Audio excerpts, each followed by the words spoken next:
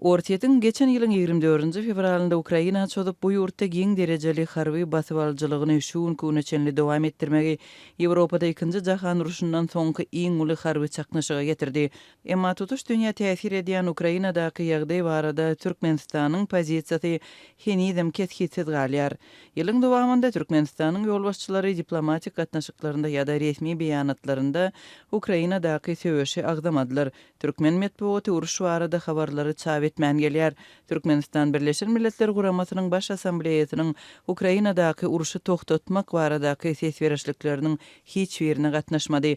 Ne 2022-nji ýylyň 24-nji martynda, ne de 2023-nji ýylyň 23-nji fevralynda ses berdi. Birleşen Milletler Guramasynyň baş assambleýasynyň penşenbe günkü ses berişliginde Ortiýada Ukrainadaky söwüşleri toktatmagy we ol ýerden goşun çykarmagy çagyrýan rezolýusiýanyň proýekti boýunça ses berildi. Rezolýusiýany 141 ýurt goldady. Ortiýet, Belarus, Demirgazak, Koreýa, Siriýa, Nikaragua, Mali we Eritreýa garşy çykdy. Beýleki 32 ýurt saklandy. Olaryň arasynda Ermenistan, Gazakystan, Täjikistan, Hytaý, Eýran we Hindistan bar. Ýylyň dowamında Türkmenistanyň prezidenti Ukrainanyň prezidentina garaşsyzlyk güni münasibetli ýüzlenipdi. Emma ol weýrançylykly uruşa agdamandy. 24-nji awgustda Serdar Berdimuhammedow resmi ýüzlenmesinde Vladimir Zelenskiy saglyk Ukrain halkyna bolsa baxt, durnuklulyk we abadançylyk arzu etdi.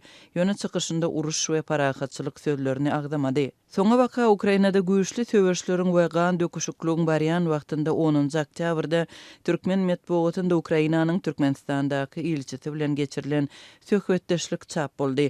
Emma onda da uruş agdalmady.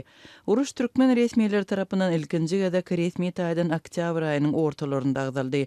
Türkmenistanyň Ukrainadaky elçixanasynyň web sahypasynda Türkmen raýatlaryna Ukrainany terk etmegi maslahat berýän bildiriş çap boldy. Ukrainanyň çäginde dowam edýän harby ýagdaý bilen baglylykda şeýle-de onuň tutuş territoriýasynda güýçlenýän raketa hüjümleriniň howpy sebäpli Türkmenistanyň Ukrainadaky elçixanasy häzirki wagtda Ukrainanyň çäginde ýerleşýän we daşary ýurtdan Ukraina sapar etmekçi bolýan türkmen raýatlarynyň ählisine ýüzlenýär diýilip 16-njy oktýabrda çap edilen resmi bildirişde aýdyldy. Türkmenistanyň raýatlaryna şahsy howpsuzlygyny öpçün etmek üçin goňşy ýurtlaryň üstü bilen Ukrainany terk etmek şeýle-de ýurdun territoriýasynda harby düzgün ýatyrylýança Ukraina barmakdan saklanmak maslahat berildi. Şondan bäri Türkmenistanda Ukrainadaky söwüşler barada şuun küne çenli Ortiýetin bu ýurda ýaragly çözmagynyň ýyl dönüminde hem dymylýar.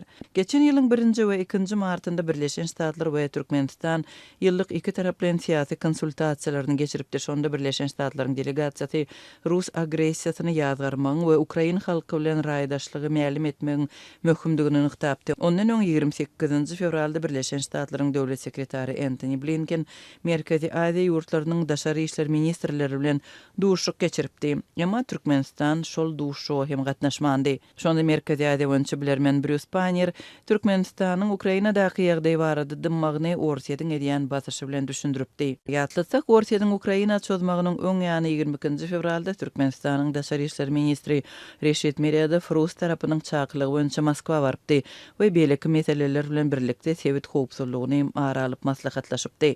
Şonda Moskwadaky duşuklaryň netijesinde geljek 3 ýylda iki ýurdun arasynda howpsuzlyk boýunça ýol kartasy kabul edilipdi.